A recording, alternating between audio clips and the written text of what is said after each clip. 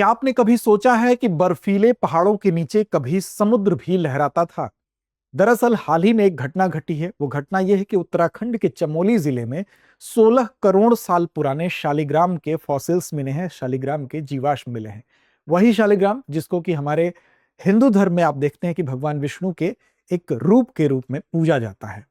अब इस शालिग्राम के धार्मिक महत्व के अलावा ये अन्य किस तरफ इशारा करता है, किस साक्ष्य के रूप में इसको माना जा रहा है, ये आज की इस वीडियो के माध्यम से हम समझेंगे। साथ साथ भूवैज्ञानिकों के लिए इस शालिग्राम का हिमालयी क्षेत्र में, विशेष रूप में उत्तराखंड के क्षेत्र में पाए जाने के पीछे किस थियरी को सपोर्ट मिलता है, उसके विषय में आज हम थोड़ा विस्तार से बात करेंगे। तो चलिए शुरुआत करते हैं इस वीडियो की और सबसे पहले बात करेंगे खबर के बारे में।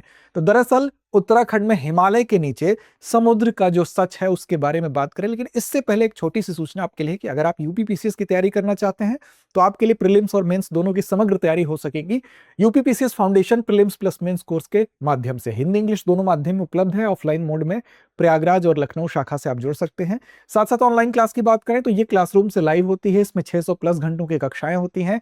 साथ साथ इसकी विशेषता है कि कोर्स शुरू होने से 3 साल तक इसकी वैलिडिटी होती है और 2 साल तक यूपीपीसीएस प्रीलिम्स टेस्ट सीरीज इसके साथ आपको निःशुल्क मिलती है। संपर्क कर सकते हैं आप 87501 नंबर पर। डिस्क्रिप्शन में लिंक भी होगा, या आप अधिक जानकारी के लिए और चाहते हैं तो दृष्टि लर्निंग ऐप को डाउनलोड कर लीजिए, वहां पर यूपीपीसीएस फाउंडेशन कोर्स को सर्च कर सकते हैं। तो देखिए खबर हमारी यही है कि उत्तराखंड में चमोली डिस्ट्रिक्ट में ही जो नीति घाटी है वहां पर लपथल क्षेत्र है, यहीं पर ये शालिग्राम प्राचीन जो है वो पाए गए हैं। और इसकी ऊंचाई अगर आप देखेंगे तो समुद्र तल से इसकी ऊंचाई कितनी है? लगभग 4700 मीटर है। अब इतनी ऊंचाई पर, यानी कि ऐसा क्षेत्र जहां पर की बहुत ठंड होती है, बर्फ से ढका रहता है, इस जगह पर कभी समुद्र था, इसके साक्ष्य को प्रमाणित कर रहा है ये प्राचीन जीवों का जीवाश्म यानी कि शालिग्राम पत्थर। कैसे? तो जो भूवैज्ञानिक हैं उनके लिए इसका क्या इंपॉर्टेंस है और भूवैज्ञानिक दृष्टिकोण किस तरफ इशारा कर रहा है, एक नजर उस पर डालते हैं तो आपको पता चलेगा कि किस थियरी की तरफ ये पूरा का पूरा मामला इशारा कर रहा है। तो दरअसल अगर आप देखेंगे तो जो साइंटिस्ट हैं, जो भूवैज्ञानिक हैं, अगर आप देखेंगे तो बिरबल साहनी जो संस्थान है, बिरबल साहनी पुरा विज्ञान संस्थान है, उसने 2025 में यहां पर सर्वे किया था और उस दौरान भी इस सर्वे ने यह बात स्पष्ट की थी कि ये टेथिस सागर का जो कॉन्सेप्ट है कि ये क्षेत्र टेथिस सागर का हिस्सा है। आप जानते हैं कि जो इंडियन प्लेट है वो यूरेशियन प्लेट से जब टकराती है तो उसके बीच में टेथिस सागर था, धीरे धीरे वो समाप्त होने लगता है और वहीं से हिमालय की उत्पत्ति का ये सिद्धांत माना जाता है।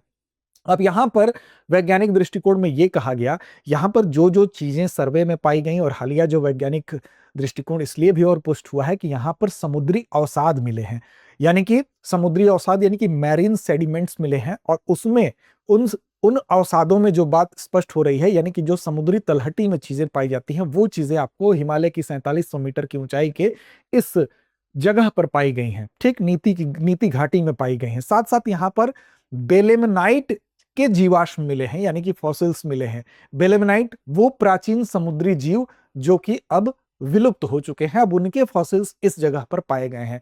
यानी कि जो चीज समुद्र में पाई जा रही है वो अगर इस हिमालयी क्षेत्र में इतनी ऊंचाई पर मिल रही है, इसका मतलब ये उस थियरी को पुष्ट कर रहा है कि यहां पर कभी टेथिस सागर हुआ करता था। साथ साथ यहां पर गैस्ट्रोपोड फॉसिल्स भी पाए गए हैं, यानी कि जो समुद्री घोंघे जैसा जीव होता है उसके भी फॉसिल्स मिले हैं। यानी कि फॉसिल्स आप जानते हैं कि किसी भी जीव का करोड़ों साल पुराना अवशेष होता है, तो किसी भी जीव, वैसे जीव भी जो कि अब नहीं पाए जाते हैं, प्राचीन समुद्री जीव जो विलुप्त हो चुके हैं, यानी कि बेलेमनाइट का फॉसिल्स भी यहां पर मिला है और साथ साथ गैस्ट्रोपोड जो कि समुद्री घोंघे जैसा जीव है उसका फॉसिल्स भी मिला है। तो कहीं ना कहीं टेथिस सागर का पार्ट होने का जो थियरी है उसको ये सपोर्ट करता है, बेलेमनाइट, गैस्ट्रोपोड और अन्य समुद्री जीवों के फॉसिल्स के माध्यम से। और ये फॉसिल्स 15 से 16 करोड़ वर्ष पुराने हैं, जो कि टेथिस सागर के प्रमाण के तौर पर इसको भूवैज्ञानिकों द्वारा यानी कि जियोलॉजिस्ट के द्वारा इसको बताया जा रहा है। ठीक, अब देखिए यहां पर सी लेयर यानी कि समुद्री परत और फॉसिल स्ट्रक्चर यानी कि जीवाश्म संरचना ये साबित कर रही है कि ये भी कभी टेथिस सागर यहां पर हुआ करता था। इस बात को हम कह सकते हैं, जो कि बिरबल साहनी पुरा विज्ञान संस्थान ने अपने सर्वे 2025 में भी कहा था कि कभी यह समुद्र था, बाद में हिमालय बना। क्योंकि अगर आप देखेंगे इस चित्र में और ज्यादा स्पष्ट होगा कि यहां पर जो कि इंडियन प्लेट थी और साथ साथ देखिए सबसे पहले इसको देख लीजिए, यहां पर क्या था कि टेथिस सागर की स्थिति आप देखिए, बीच में एक सागर था, ठीक, जो कि पैसिफिक, इधर पैसिफिक ओशियन था, ठीक, बीच में ये टेथिस सागर था, और इसके एक साउथ में पार्ट है, एक नॉर्थ में पार्ट है। तो इसका जो उत्तरी प्लेट था, जो ऊपरी वाला जो हिस्सा था, उसको लॉरेंशिया महाद्वीप कहते थे, जिसमें कि ये पूरा हिस्सा था, इसको क्या कहते थे? लॉरेंशिया, लॉरेंशिया कहते थे, ठीक। और जो नीचे का पार्ट था, जिसमें कि ये वाले हिस्से पूरे आते थे, इसको क्या कहते थे? इसको कहते थे गोंडवाना, गोंडवाना, ठीक। तो लॉरेंशिया, आप ऊपर के पार्ट को देख लीजिए महाद्वीप, और नीचे का था गोंडवाना महाद्वीप, ठीक। तो लॉरेंशिया में ही अलग अलग होने के बाद उत्तरी अमेरिका, यूरोप और एशिया, विशेष तौर पर प्रायद्वीपीय भारत को अगर छोड़ दिया जाए तो ऊपरी हिस्से में लॉरेंशिया महाद्वीप में शामिल थे। और जो साउथ में है, दक्षिण में है, उसमें आप देखेंगे तो चाहे वो अफ्रीका हो, अरब हो, मेडागास्कर हो, भारत हो, ऑस्ट्रेलिया हो, वो इसमें शामिल थे। अब यहां पर देखिए, इसमें अलग अलग जो प्लेट्स होती हैं, जिसमें कि इंडियन प्लेट की अगर बात करें, और ये बीच में टेथिस सागर था, ये था आपका यूरेशियन प्लेट। तो यूरेशियन प्लेट, इंडियन प्लेट, दोनों धीरे धीरे एक दूसरे के करीब आने लगे, जिससे क्या हुआ? टेथिस सागर क्या हुआ? वो धीरे धीरे समाप्त हुआ, और इन दोनों प्लेटों के करीब आने की वजह से, टकराहट की वजह से ही यहां पर हिमालय पर्वत का निर्माण हुआ।